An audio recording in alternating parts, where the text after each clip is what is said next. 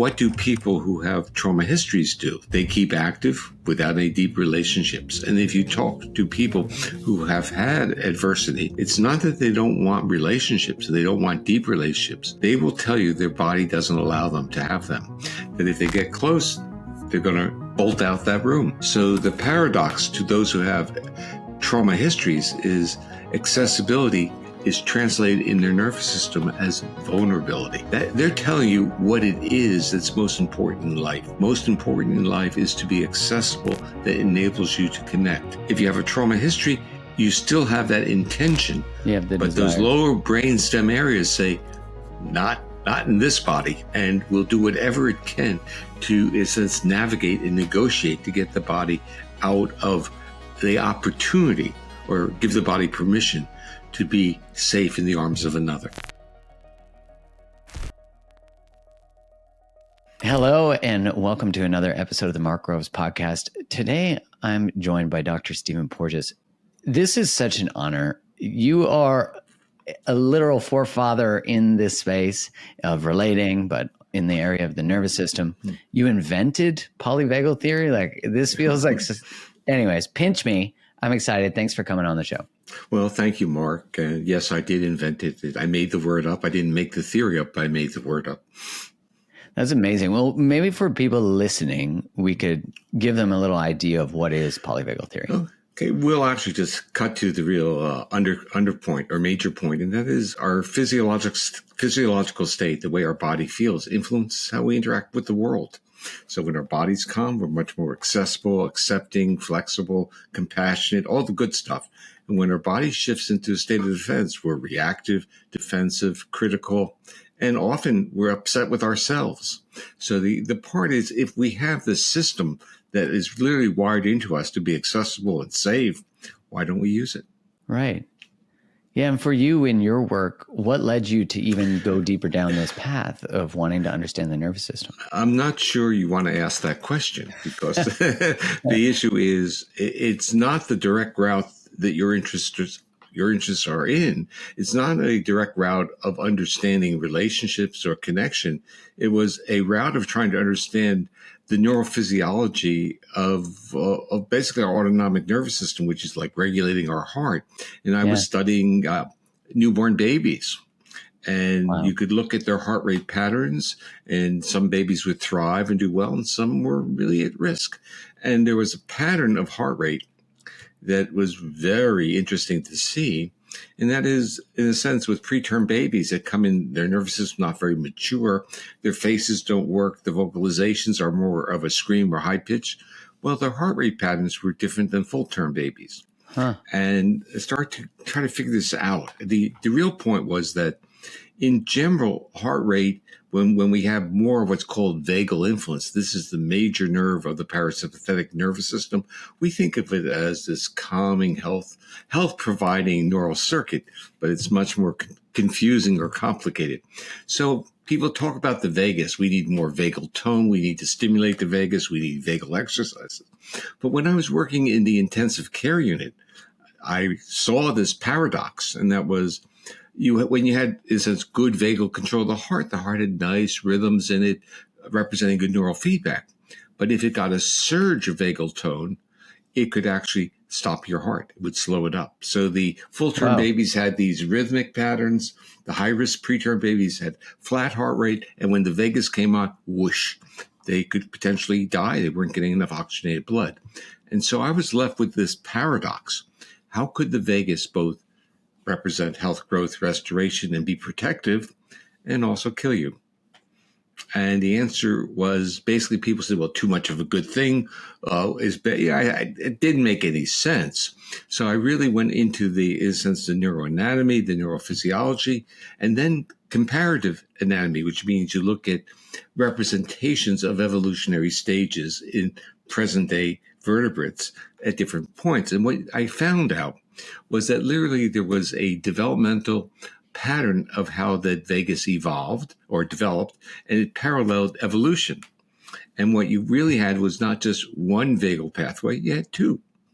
Oh. So you had a vagal pathway that was unique to mammals, in which they actually had to get another kind of way of conceptualizing, the vagus is a nerve that connects the brain with virtually every organ in the body, your visceral organs. But that comes out of the brain in an area of what's called the brainstem, which is not a very big area. And we can literally describe it as being in the back or the front of the brainstem, dorsal or ventral. So the original vagus in the old primitive vertebrate comes from the dorsal, the back of the brain.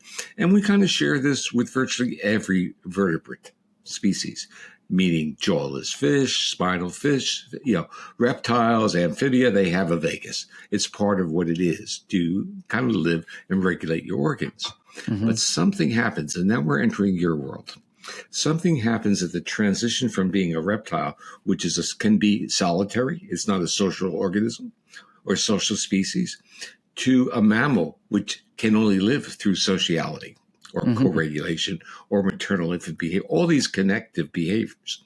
What happens is that the vagus, the area of the brainstem that controls the heart and slows that heart rate up, some of the neurons in that area go for a journey. They migrate ventrally.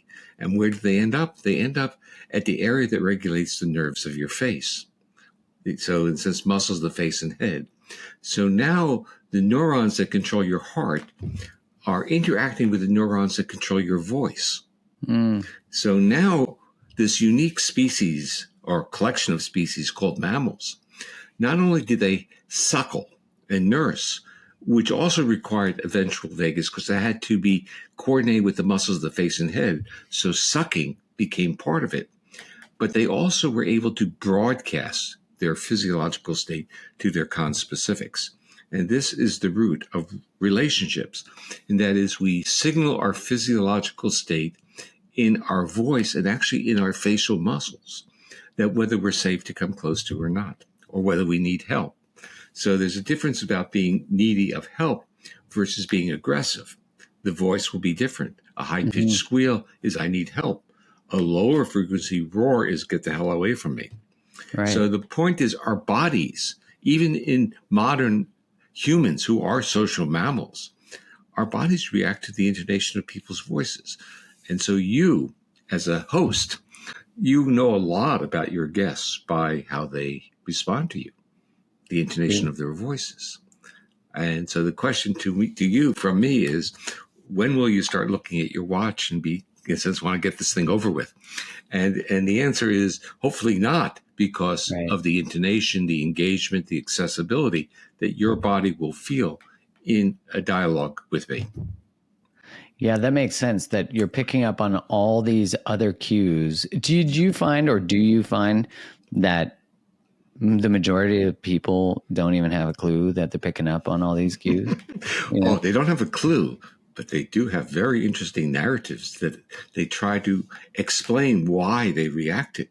So this is where I came up with another word, not just polyvagal. I had to make up new words. You got a lot of new words. The system, the model required a new perspective.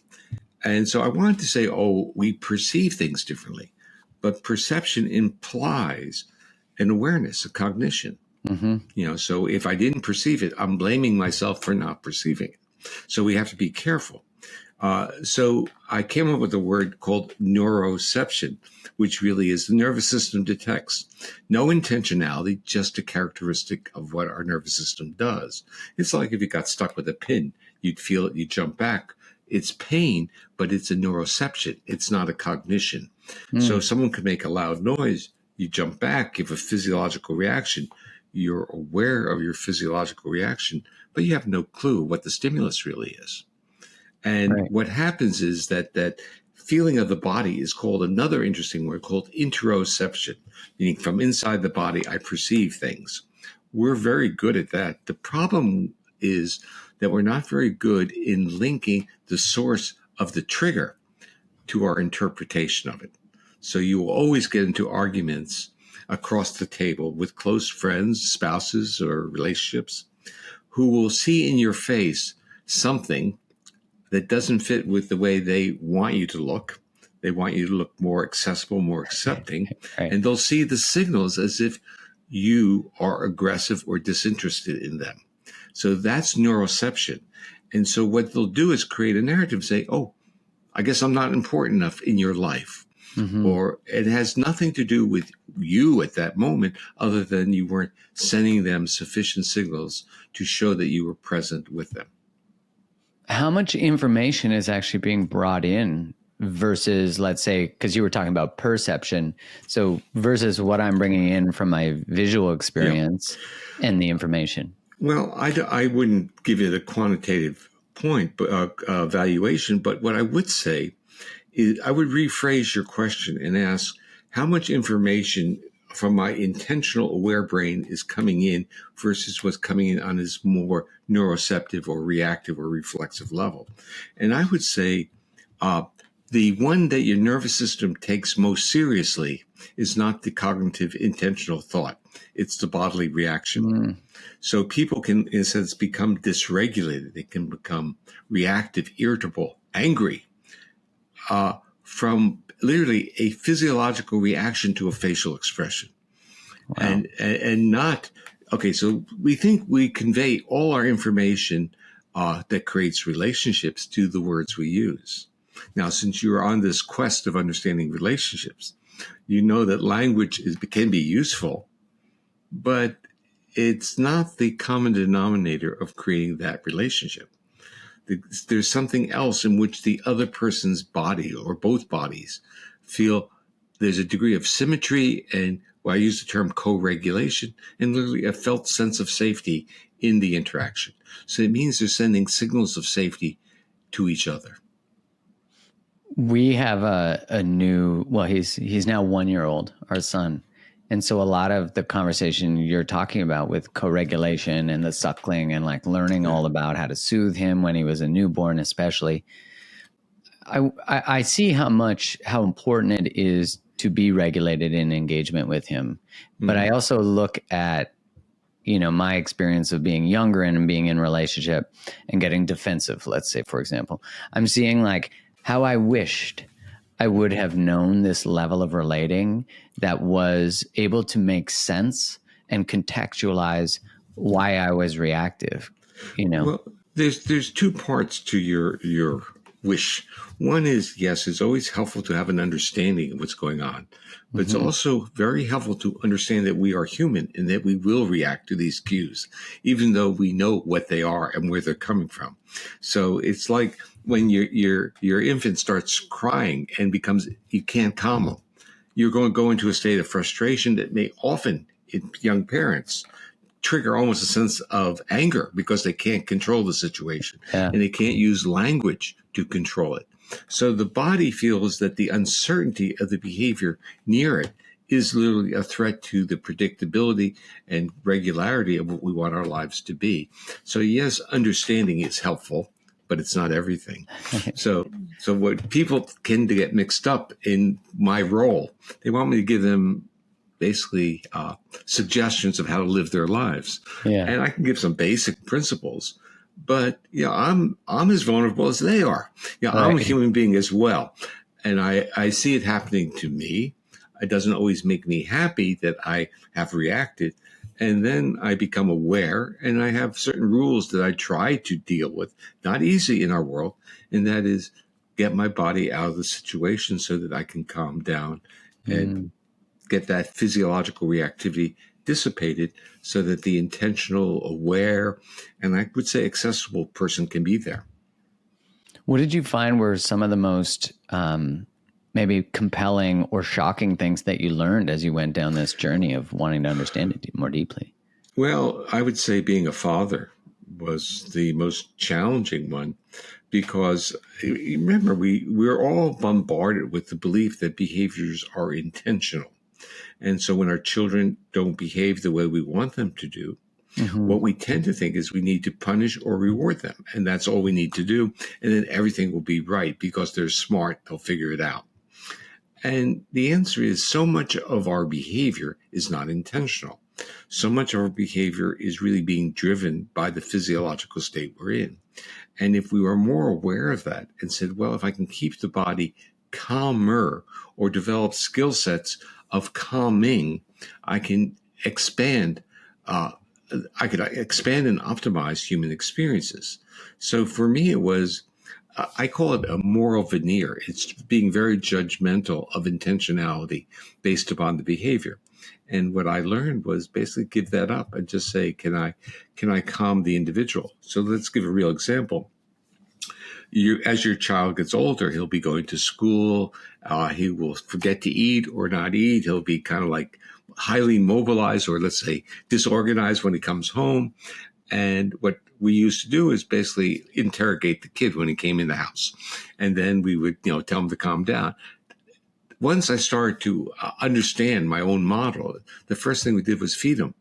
He just, now the issue is feeding is interesting because we go back to that ventral journey, that migration of those neurons of the vagus, that calming vagus, when they go towards the area that regulates the muscles of the face. What else do the muscles of the face do? It ingests, it's nursing, it's food, and we still use food as a portal to sociality because it is, in a sense, a toolkit or crutch of getting that social system on. We give people food. We don't say, hey, guys, fill your gut and let's sit around and digest together. We do. The social event is not digestion, it's ingestion. And so we get the kid home, we give him food, he's ingesting, he's using the nerves that are going to regulate this calming vagal system, which is going to support the other vagal system involved in digestion. And suddenly he's a pussycat because he's now calmer and social, friendlier. And we start seeing different behaviors emerging. And it was a lesson to learn because, again, I was, in a sense, my initial training was in psychology. And psychology is very vested in learning models. Mm-hmm. And basically, over the decades, I realized that learning's good. I'm not saying learning is bad. I'm not saying we don't learn. I'm saying if we had incorporated an understanding that learning is optimized when we're not in a state of threat, hey, our lives would be better. Our kids would do better in school. Our problems in the world would be solved because not only do people think better when they're safe and calm, they cooperate, they collaborate, so they can then solve big problems as opposed to we do well as an organism when we're under threat to deal with proximal problems, our survival. But we don't have to just deal with our survival when that's taken care of. Look at the world problems that we could really deal with. Right. Well, it seems like so much of the way that our world works and let's say the news, for example, I don't know how anyone can have hope even for the future if they're consuming a lot of news or constantly in these conversations that are dysregulating that. Yeah. What do you think? We have, first of all, you're absolutely right, but we have to also place that in the perspective of the timeline of the pandemic as well. So we have, and this is really what I consider a real tragedy of our modern times. Many people not only died, many people went through literally trauma, life threat during the pandemic, and many people had their nervous systems retuned from being more gregarious, accessible, to being very defensive. Because through the history of humanity, when we're under threat, what do humans do when they're under threat? They interact with other people. What happened during the pandemic? Other people became a cue of threat. Screwed up the nervous system. It screwed up how we saw the world. So people withdrew and then became very tentative. And even for people who think they are reasonably social, like I think of myself, post-pandemic, I get overwhelmed when I give talks at meetings with people. Even though I wanted to do that, I wanted to engage, my body says, wait a minute, it's an awful lot to process and deal with. So when we get into this notion of what the news does, we already have primed the body to be in a state of hypervigilance and defense. And then we start talking about politics, whether it's local or national.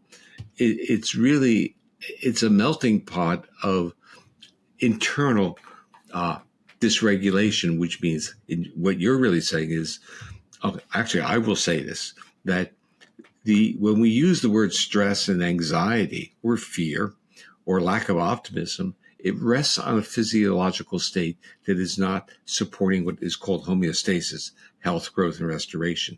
So when we are in those feelings, we really are living on top of a physiology that is not helping us. Our physiology is defending for us, not healing us. But when our physiology calms down, it creates this platform for compassion, benevolence, generosity, all the wonderful things. So, but it really means that if we are in chronic states of fear, we're not a nice species. Right. We're just No, we're not not. nice. But it's not nice for a reason. It's not nice because our bodies, our nervous systems, feel that it can't afford to be concerned about anything other than the self. Me. I have to protect myself. In my experience, I'm so happy you brought up the pandemic, because that was such a collective trauma, especially like it felt like it never ended. It was like, oh, one wave, and then here's another. I do have a lot of issue with how psychology was triggered in order to try to manipulate human behavior. Like, I think there is an ethical line. And in my opinion, I think some of those lines were crossed in terms of nudge tactics in order to engage in people I do think it's important to have nudge tactics. They're an important part of behavioral change. But when they start to moralize things, because I look at now even the conversation about politics as a Canadian too, we have our own challenges.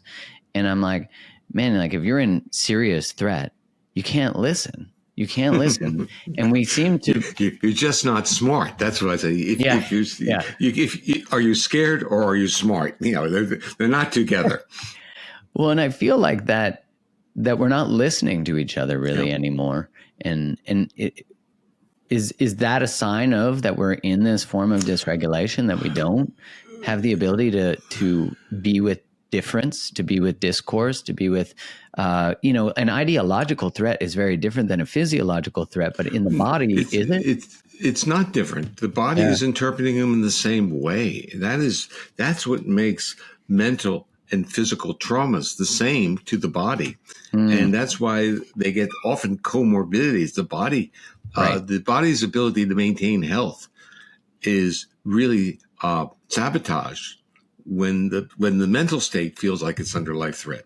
So these things do occur. The issue is we create cultures that support threat, and I'm going to kind of unpack that a little bit. Yeah. Everything that forget about this overlay of war and politics and the pandemic. Just look at the structures of Western society and ask the question, what percentage of time are people feeling evaluated? A lot. Okay. Then let's look at where that evaluation occurs within the structures. Religion, education, medicine. Right. All evaluate. Now, I talk as a professor, and I lived in this sewer of evaluation, if we want to really describe it. Now, and it is despicable in many ways because creativity requires a degree of safety. So it's paradoxical that you create threat on the people that you want to be creative, and it's really an interesting issue. And the academic world got out of it because it changed the metric. It says it's really not the creativity. It's not the, in a sense, long-term product. It's the short-term cash flow that you bring in on your grants or your publications or your visibility or your clicks, whatever it is. It was a monetized model without a long-term view. So it took the same notion of productivity by increasing the movement and not increasing the quality of the product, or let's say the expansiveness of the challenge. That's really interesting because in my own relationship as someone who creates on social media, that I found myself hitting the ends of my capacity and actually realizing recently I've announced that I'm going to be deleting my Instagram account, and my Instagram and my Facebook, they have, I have over 1.2 million people that I reach on it. But I have to tell you, from a nervous system perspective, a friend of mine was saying to me, well, why don't you just create a healthy relationship with the platform? And I said, I actually, after 3 years of evaluating in the speculation about it. I've been on there for 9 years, 10 years. I was like, I actually don't know that the platforms are designed to have a healthy relationship with. There's no, and these specific platforms are interesting because they're unique in that they don't compensate the people for the content they create that does well. So there's not an exchange, like a reciprocity that a human would experience. Instead, if your business is built there, now you're reliant on it. And if anything changes on it, I'm in fear all the time. Like, did I get the right algorithm? And I personally don't want to operate in that way because it feels like I have to constantly be in fight, flight, freeze, fawn. Like you're really rephrasing it is that you're constantly evaluating the platform, you're evaluating your relationship. Yeah. So you're describing it. And I find social media in many ways despicable because it's not the same as being vetted by academics in a peer-reviewed journal. It's something else. It's where people it's democratizing, but not necessarily in the beneficial way of democracy. It's like saying, it doesn't matter what you say, it's all the equivalent. Right. And being an academic, that is not the values that I at least grew up with. And then I start seeing comments, let's say comments on polyvagal theory that have nothing to do with the theory, just misunderstandings and literally people not being nice and being inaccurate. And you start saying, why are they doing that? Or how do you deal with this? And you get on those platforms, you basically go into their level and you start getting into the mud. So I just never went into that. I just stayed within quote peer-reviewed journals. It's like saying I'm not in that space. Well, do you think from a nervous system perspective, we even have the capacity to operate in those spaces in a way that...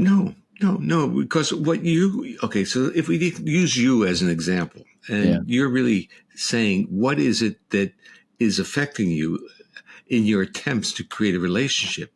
You can articulate it's non-contingent, meaning that you can't do anything to regulate the other side of the relationship. Yes. And what that means, if it's non-contingent, it's unpredictable, which is also what you're saying. Yeah. And that triggers in your nervous system a sense of fear, which is really someone evaluating you or evaluating the quality of your work or your community without any recourse, without any feedback into a system that would self-correct itself. That's exactly it. And initially what led to that pathway of making that choice was that I was just feeling into like, why do I have some form of resentment or dysregulation with? And I was like, oh, it's because I feel powerless in relationship to it. And then I was like, well, why do I feel powerless? And I was like, oh, I feel powerless because the way I operate in relationship to it is giving away my experience of discernment and choice and power. And so I was like, well, I played with can I have someone else manage it? But here I thought to myself, ethically, can I hire someone else to date an abuser? Like, you know what I mean? And granted, I understand that everyone's going to have a different experience with it and maybe different capacity for it. But I don't know that I think we're going to look back and see social media, especially for young teenagers, as being like smoking. Oh, yeah, there's a type of addictive behavior, but there's also this glorification of being an influencer, even using that term. And what does that mean? It means a lot of people click. And how do you maintain that space? So it's not even in a sense a product, it's monetization of the clicks. Yeah. So it's not quality. It's a strange world. It really is. I mean, for you, okay, so you're a couple decades younger than I am, but the issue is it's certainly not the world I came into. It's not mine either. Yeah. I'm 45. Yeah. Well, I'm somewhat older than that. and the issue is I'm watching what I say through the rearview mirror. And the beauty of being, let's say, still cognitively functioning after many decades is that you can literally see how these things are progressing. Yes. And part of me is in basically sitting back, not with anger, but with kind of a exploratory curiosity of how does a system, and I'm very, in my mind, think in terms of a true system which has its own feedback and own adjustment. How is this world, or let's say the world of social media, is it going to adjust? Is it going to be vetted, or is it just going to shut down and create some other type of portal? Would you say, I'm curious your thoughts, for the people who control, let's say, the algorithm, and they're on the other side of this relationship, and they're monetizing my dysregulation, right? They're creating this power structure so that I do the things they need me to do so that they monetize more attention, essentially. Yeah. Do they not experience dysregulation from that? Like, would they, I mean, it's almost like a sociopathic behavior if you're not noticing the empathic. We don't have to give it a clinical diagnosis. All we need to do is say is, what is their motivation? Yeah. And you know what their motivation is? It's the monetization, meaning the activity. So disruption, which will make you feel bad, ups the click rate. Yeah. So they are, in a sense, there's a degree of elation because the product for them, if they're mentally, let's say, stable, they're not going to get involved with the content. Their product is really the clicks. And so they're going to feel, oh, this is just great. Yeah.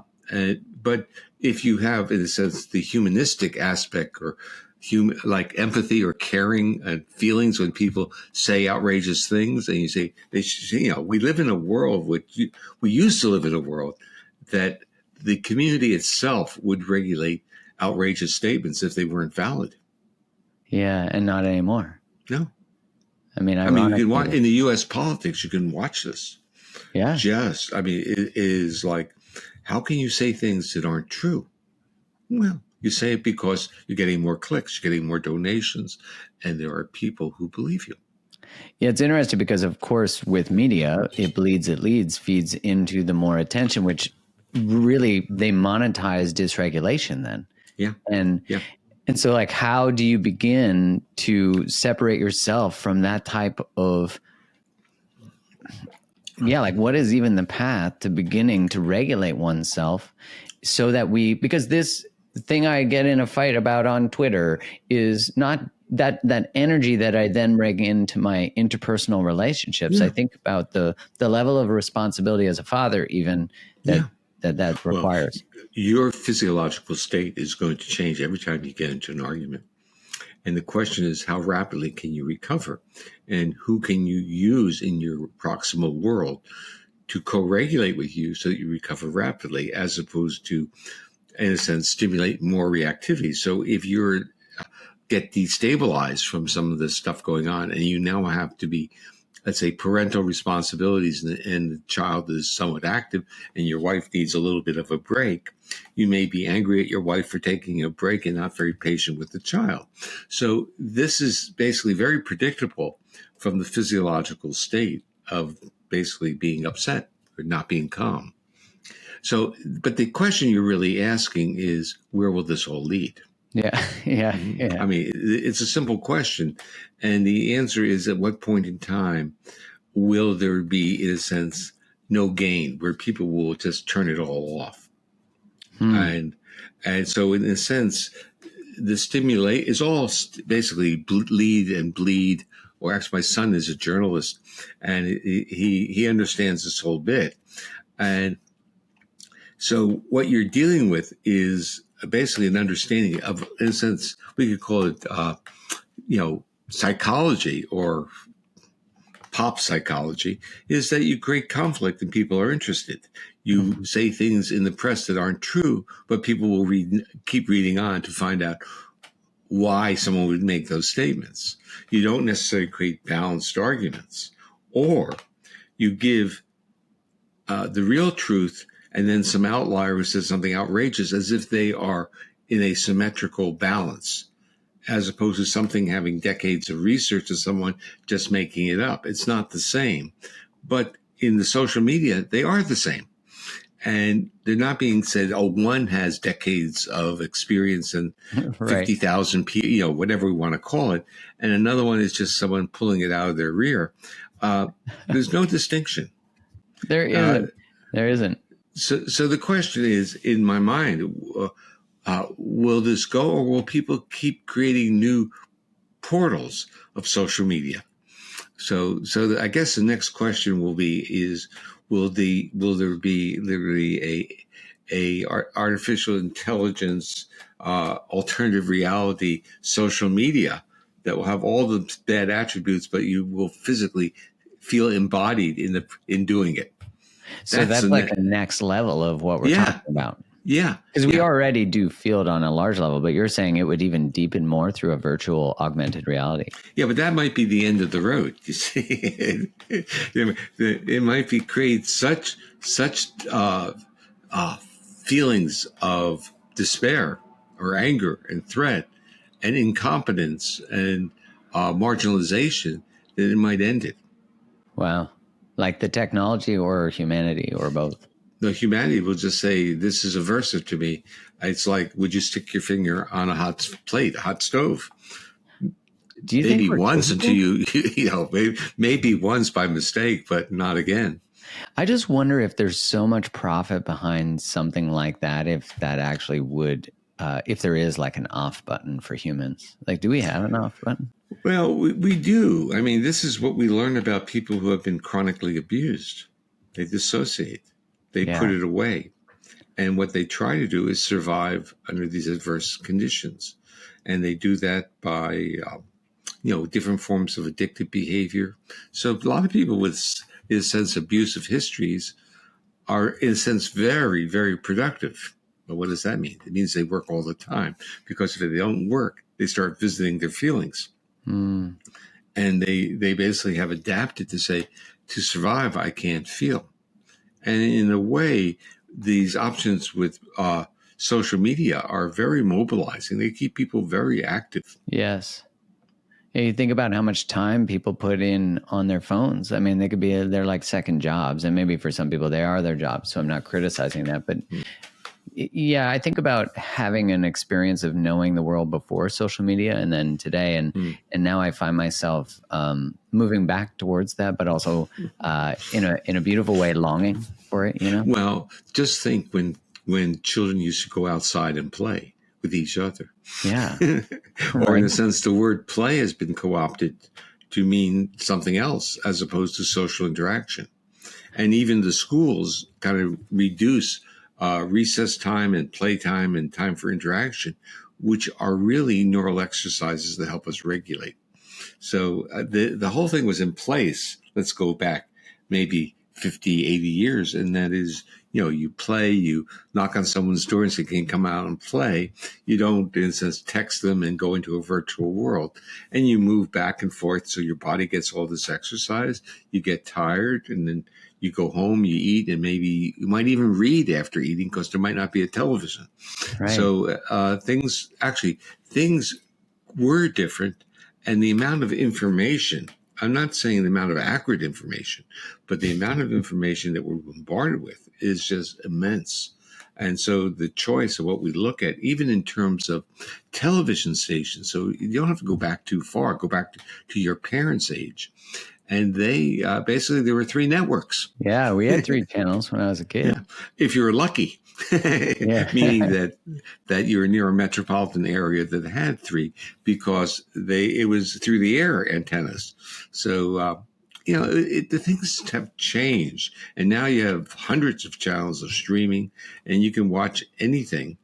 But there's no, in a sense, standard, like the major networks had standard news. And they were not long shows. They were basically hitting on major events. You may have heard my podcast episode with Dane Johnson, where he talks about supporting our detox pathways through things like hydration, sweating, and infrared sauna therapy. He shares how these methods help maintain a river rather than a pond in the body to ensure toxins are cleared. Since getting my infrared sauna blanket from Bon Charge, I've fallen in love with infrared sauna therapy. It helps me put into practice what Dane shares by regularly detoxing my body through sweating, helping to flush out heavy metals and other toxins.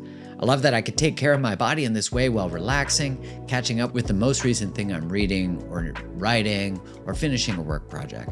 The other thing I love about this blanket is that you could slowly build up time and temperature exposure to explore what works best for your body. And it's not only easy to set up, it's also easy to clean. You just wipe it down with a damp cloth and you're done. My body feels deeply reset and rejuvenated after each session in the blanket. Want to have a daily practice of relaxing and flushing toxins from your system? Try Bond Charge's infrared sauna blanket. They offer free shipping worldwide and a 12-month guarantee. So go to bondcharge.com/markrose and use the coupon code MarkRoves to save 15%. That's BONCHARGE.com/MarkRoves and use the coupon code MarkRoves to save 15%. I've often thought about how consciousness as an experience has caused us, in some way, there's an arrogance to it that we don't believe we're mammals still, so there's a disconnection from that. What do you think? Well, I'm going to kind of push that even further. Yeah. I think when we talk about consciousness, we're really elevating the cortex to this supreme spiritual level. Mm-hmm. And we're, in a sense, dismissing the importance of these lower brainstem foundational circuits. So rather than seeing that we are animals, we have a brainstem that is similar to all other mammals, and not that dissimilar from reptiles, but slightly dissimilar, that we need to understand that we have common behavioral patterns to survive. Yeah. And that we put on top of this amazing, interesting cortex that can create dreams, create stories, can do all kinds of wonderful things. But it can only do the wonderful things if the brainstem is convinced on a very simple level, I'm safe. That's all. I'm safe. Yeah. And what happened, and this is in a sense, everyone is thinking about consciousness and the evolution of consciousness, and they're thinking about the self-induced states of consciousness. Psychedelics is now coming into play again after, let's say, 50 years of, or actually it's more like 60 years of, being viewed as something that wasn't good. But even that requires the body to be in a state of safety. But even with the use of psychedelics, we're seeing it as a drug model, a fixing model, without realizing a safe body will probably have a totally different psychedelic experience than someone who's frightened.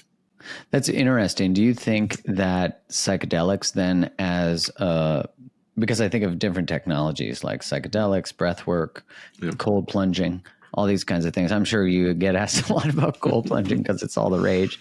But yeah, do you see these as one, effective ways to begin to learn regulation, and two, is there something about the, let's say, breath work, the intensity of it, or cold plunging, cold water exposure, that allows the nervous system, because it would seem like it would get activated, but then does it go into a state of rest after that? Well, cold plunging triggers the more ancient vagal circuit that can literally shut you down. So you need to be literally trained and prepared for this. It's kind of like some of the pranayama yoga techniques of where they would roll their tongue back and, get certain types of reactions that could actually cause people to be nauseous or fainting if you didn't train to do this. So the part of it is, you can get certain experiences, but what's going with that? Is there a psychoeducational component of understanding the physiology and, in a sense, inviting the exploration of the range of your body? Or are you doing it for a fix? It's likewise with breath work. Breath is really a powerful portal into regulating many of our visceral organs, because most of our autonomic nervous system is totally out of contact with intentionality. Although intentionality can impact on it. So if I have lots of, let's say, mental effort, can downregulate the homeostatic, the health parts of our autonomic nervous system. So when we are working hard intellectually, it can be a lot of fun, but it's hard on our body. And that's why we need to get up and walk around and do some breathing. So it's not like I'm sitting and working, and that's the equivalent of sitting and resting. It's different. Autonomically, it's a very different state. But the bit with breath work is this portal that can actually affect your heart, affects blood pressure. And if you can slow it up through breath work, you can start having some very beneficial physiological effects. Currently, I'm working on a different strategy, and that is we're developing what I call polyvagal music, which is really music that uses the body's rhythms, the same rhythmicities in our body, these slow rhythms of digestion, the slow rhythms of blood pressure that are often seen in heart rate variability as well. The music is composed with these rhythms in it. So it's in training the body to basically be rocked in. The visualization is floating in the sea on a raft without any fear of falling off. So you're going in these very movements, and in total, all hypervigilance, all fear of is you trust the environment, and now you're experiencing it, and that I think is really the way that we will get back into our bodies, in a sense, this degree of embodiedness. So it's basically music that is embodied, so that we can send signals to our body to say, I worked hard all day, I've been hypervigilant, that kid was crying, wife was irritable. Can I listen to something that will just take away all the need of my body to be aware of where it is, so that I can just... And that's what we're working on, because our society needs a toolkit, because it's not creating environments that allow the body to give up its defenses. So because we have so much accessibility to information and constantly other people, does that not allow us to get into that rested state? Well, I would throw it back at you. What do you think? Well, my thought is that my own experience is no. Like there's too much accessibility to too many, I would even say too many connections that lack depth. Well, that's part of the world that you could say it's a shallow world that keeps us active. But if we think of it using a different metaphor, and we ask the question, what do people who have trauma histories do? That's what they do. They keep active without any deep relationships. And if you talk to people who have had adversity, it's not that they don't want relationships, they don't want deep relationships. They will tell you their body doesn't allow them to have them. That if they get close, they're going to bolt out that room. Their body says, too vulnerable. So the paradox to those who have trauma histories is accessibility is translated in their nervous system as vulnerability. And that they're telling you what it is that's most important in life. Most important in life is to be accessible, that enables you to connect. If you have a trauma history, you still have that intention. You have the desire. Those lower brainstem areas say, not in this body, and will do whatever it can to, in a sense, navigate and negotiate to get the body out of the opportunity, or give the body permission to be safe in the arms of another. From your perspective, how would one, like, let's say someone listening or watching has a trauma history, or someone listening is just like, yeah, my body, I would imagine 99% of bodies experience, often dysregulation in relationship. How do we begin, or what does the journey look like to get to what you're saying, which is like this ability to relate, to be aware, and not to say be perfect, because that's not possible. So let's contrast it with what most people think they need to do. And that is, they think they need to ignore their body's reactions to function within the world. Yeah. Now, if we take that ignore, and like the word numbness is really what happens. Many people can't tell you what it feels like to be relaxed. They don't even know what it is. It's just not in their visceral vocabulary. But if we start explaining to them that there is actually a consequence on a neurophysiological level of numbness, it's turning off the feedback loops of your nervous system that keeps you healthy. So that's why many people who have these trauma histories, who have this numbness, have a lot of cardiovascular problems, gut problems. I mean, it's like these comorbidities, which that's how a psychiatric perspective views it. It's like you may have depression and anxiety, but comorbid, you have irritable bowel syndrome or hypertension. The issue is these irritable bowel syndrome is not necessarily caused, but is highly correlated with individuals who have trauma history. Trauma history, yeah. So it's really just saying the autonomic nervous system got retuned in a way to keep that body defensive, and it interfered with digestion.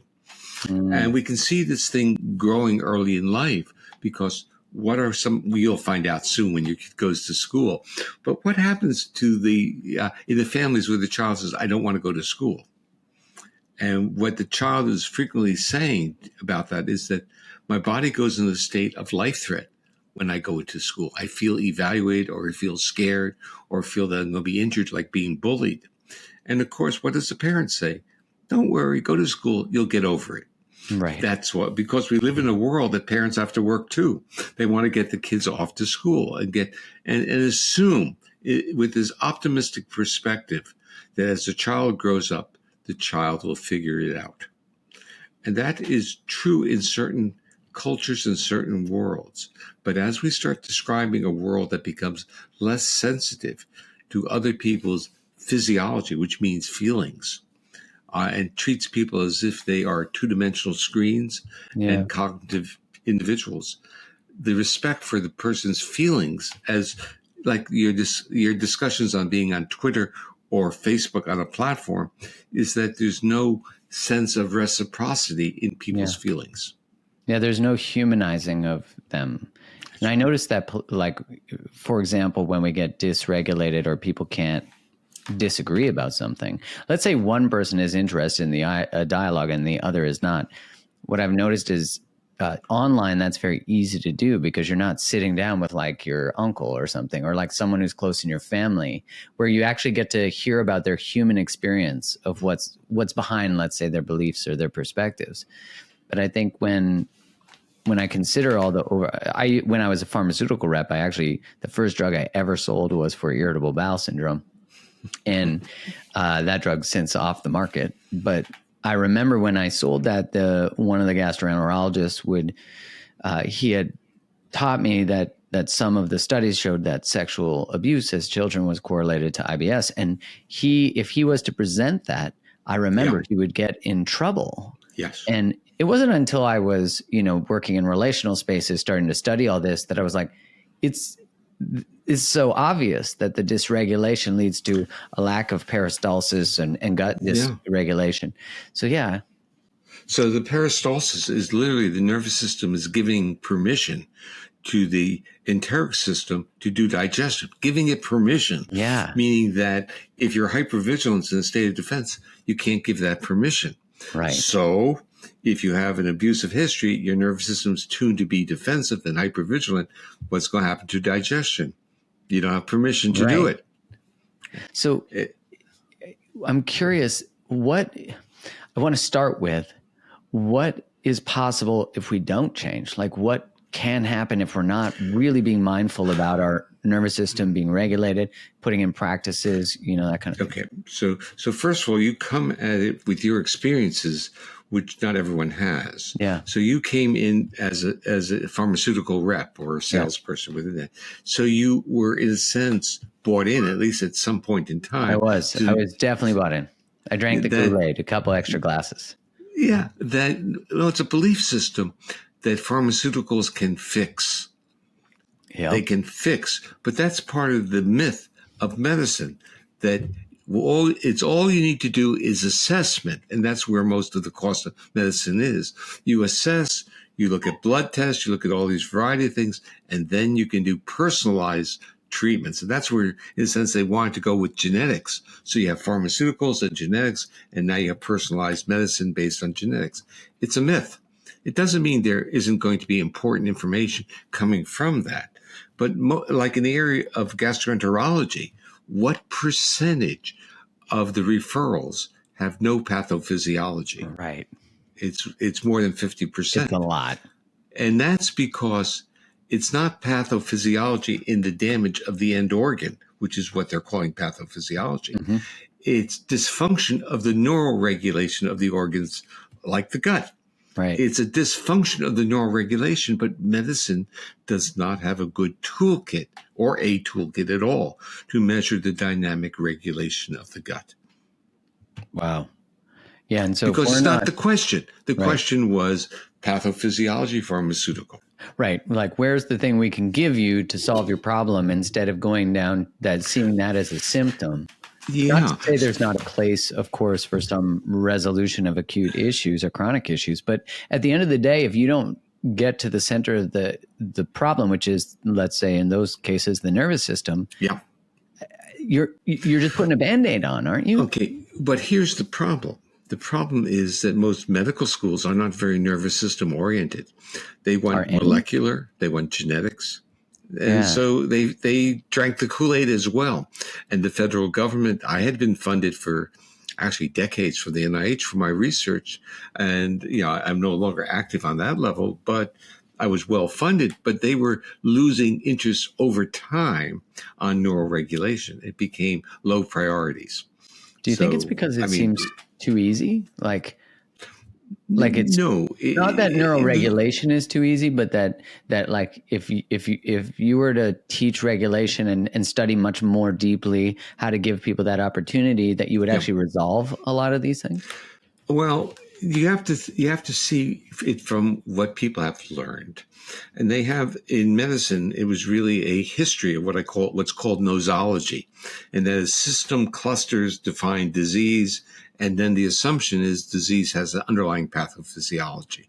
But it was all based on symptom clusters. So we can just play with the GI tract and the symptom clusters come up, but where's the pathophysiology? And the issue is there's a disconnect. That disconnect has resulted in severe maltreatment of many individuals, because you know what happens when the pathophysiology doesn't check with the symptoms. How are the patients treated? They're treated as if they're faking it. They're being told by their internists to see a psychiatrist.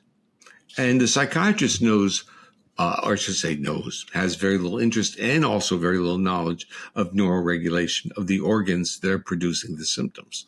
So it's the orientation. So the point I wanted to get back to right at your question is that a lot of this starts off with advocacy groups that are disease focused and the funding units of the government that gets the research done. So the funding units are not interested in what I would call foundational core variables or core features that transcend many disorders, both mental and physical health.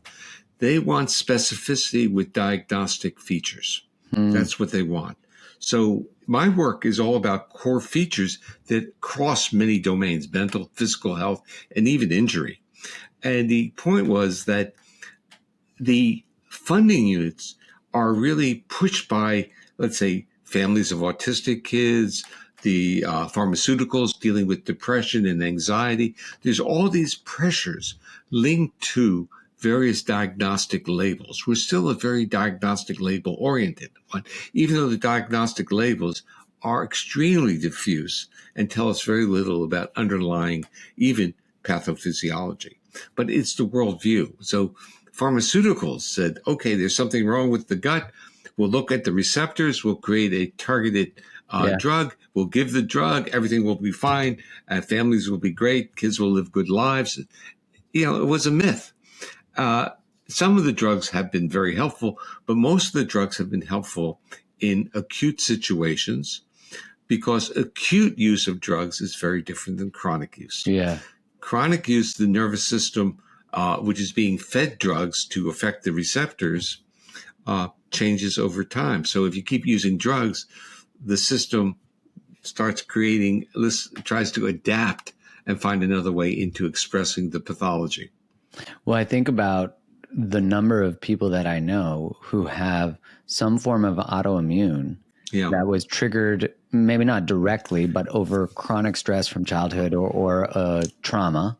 Yeah. And there you have rheumatoid arthritis. Maybe it's people actually with inflammation of the gut lining, like ischemic colitis, that are told you can't cure these things. And then when they start to do nervous system work, and really get I think it's layered, but it always, I think it all comes back to, can you get back into regulation?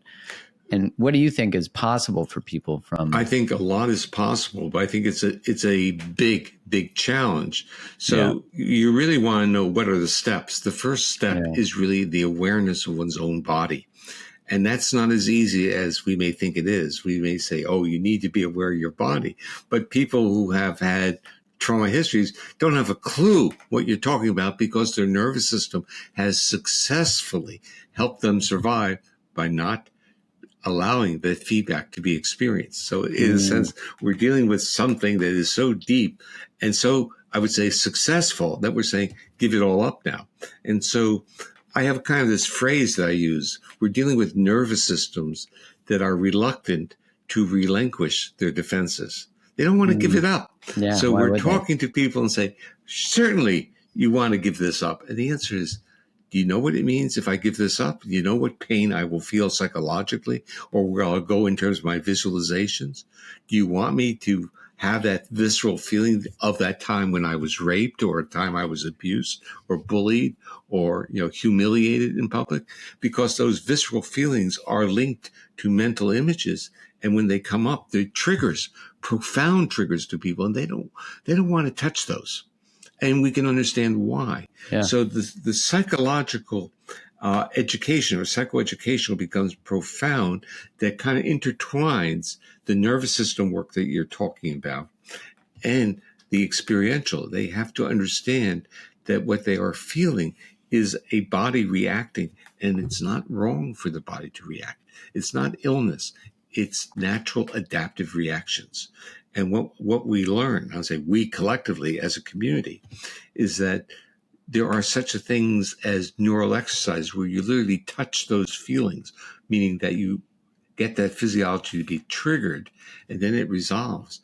And then over time, you realize you can trigger it and the resolution is automatic. It just dissipates.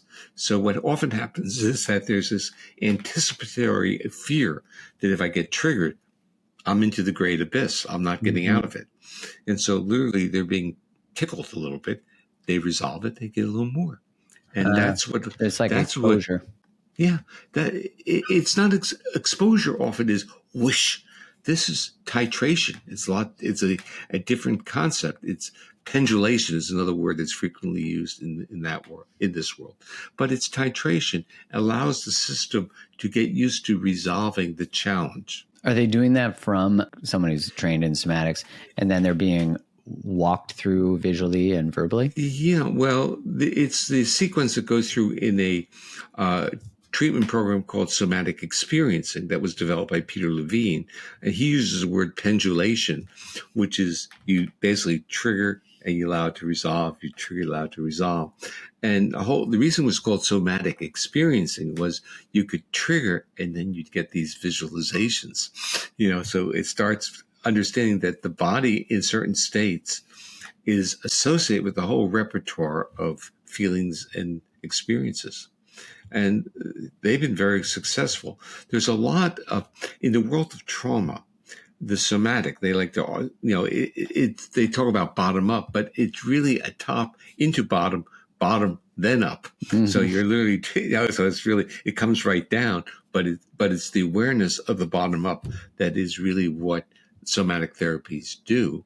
And they're very profound in terms of their effectiveness when there is a very skilled therapist. What is a skilled therapist? So the issue is when we deal in the world of trauma, the therapist has to be very informed to read the cues and signals of the patient, of the client, the facial expressivity, the voice, the muscle tension, because you want to trigger mild dysregulation. You don't want to overwhelm the individual.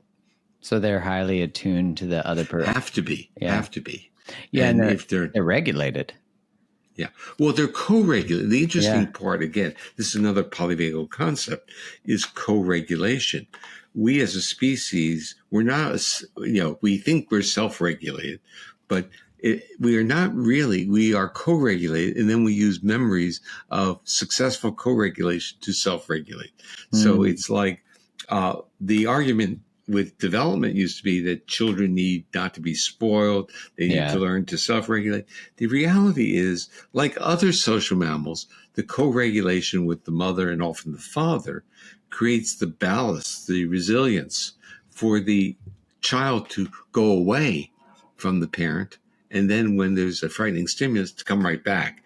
And so in a sense, they are titrating the novelty and experience of moving away, but they're enabling the parent to serve as a co-regulator to calm them down, to They make them learn, feel safe. yeah, they learn the imprint of regulation from That's right. co-regulation. Yeah, because they can't self-regulate, but I guess tap into the memories of regulation is what you're saying. Yeah. Till they're what, 3? Is it?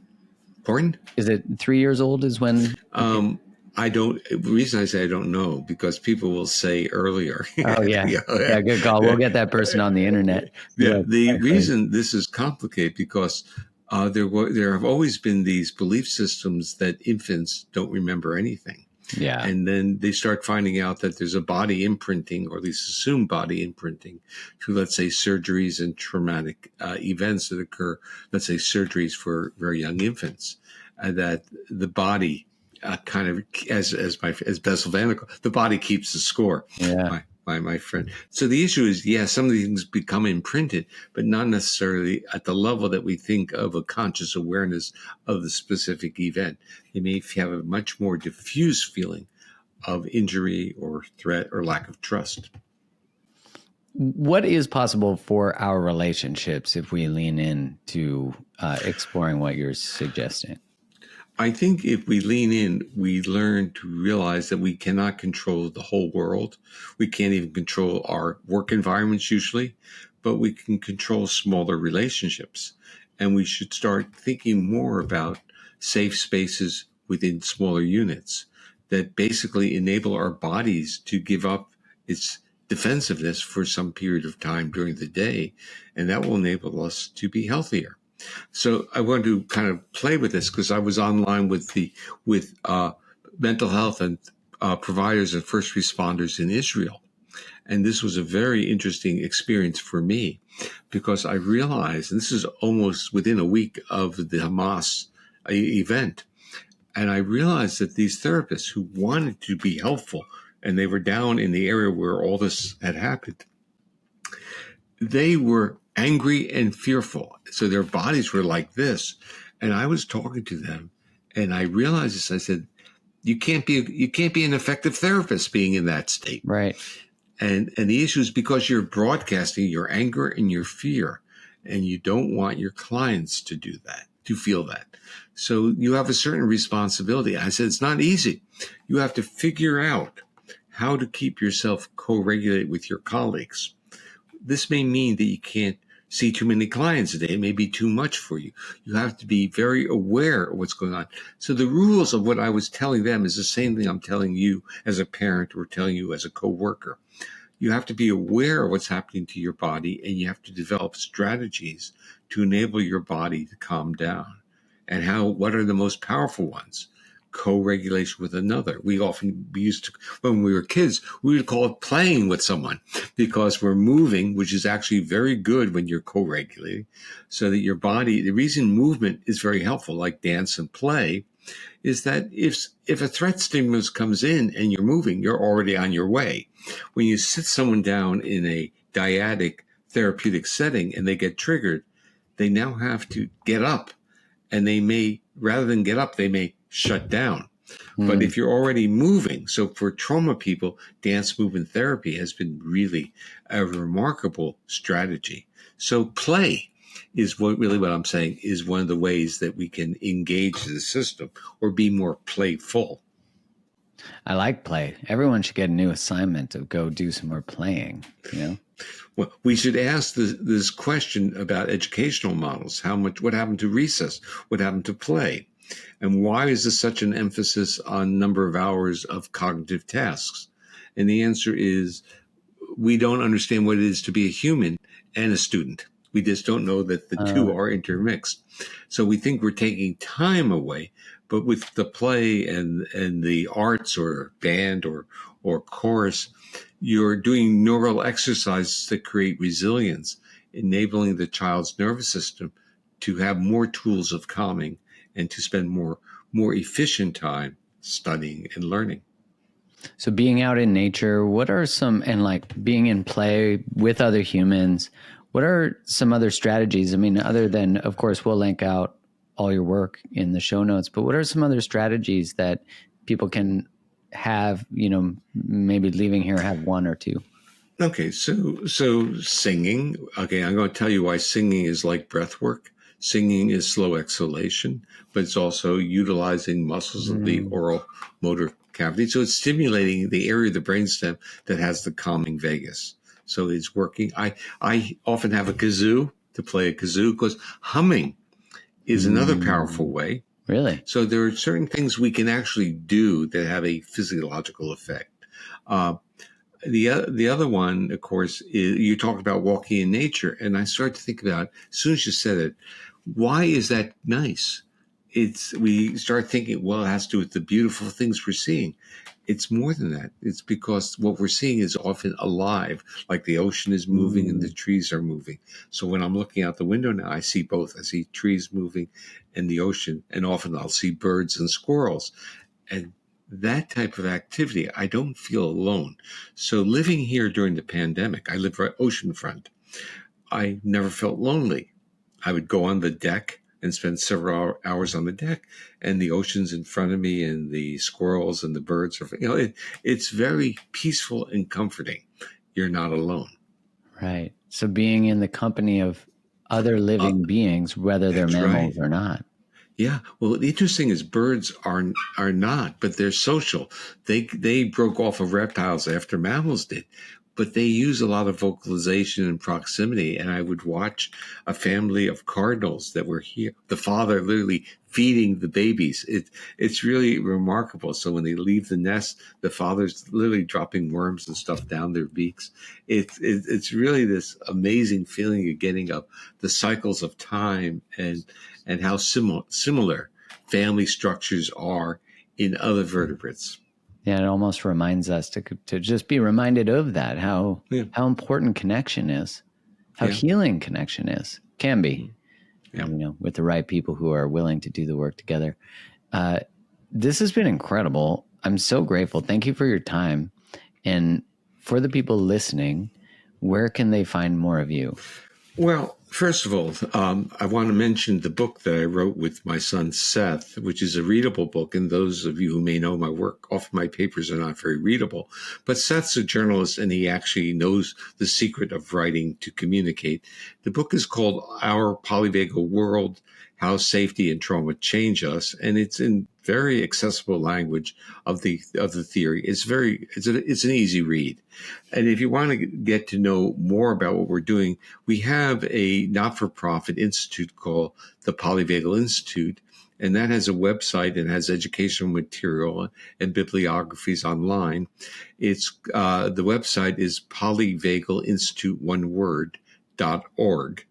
And then I also have a website I haven't updated in a while, but it's stephenporges.com, I guess. Yeah. Perfect. We'll make sure the links are all up, and for your book too. And thank you so much for putting what people couldn't put words to because it wasn't verbally really understood. And you've taken that and taken a physiological experience that I think made people confused. Like, I want this one thing, but I'm doing this other. Yeah. And it makes it make sense. I would say that one of the take-home themes is, our brain is a complex organ. That's a simplification, but it's not the cortex that appears to be the most important thing to determine our survival. In fact, our cortex is getting in the way at times. Our brainstem is really the switching circuit of our accessibility and our ability to be compassionate with others. So we tend to kind of glorify the cortex, and we think of spirituality and consciousness. And in reality, our body's just longing to feel safe. Well, thank you so much. I really appreciate it. And to everyone listening as well, we're grateful that you do your work. Well, thank you, Mark, and thank you for inviting me, and thank you for the good conversation.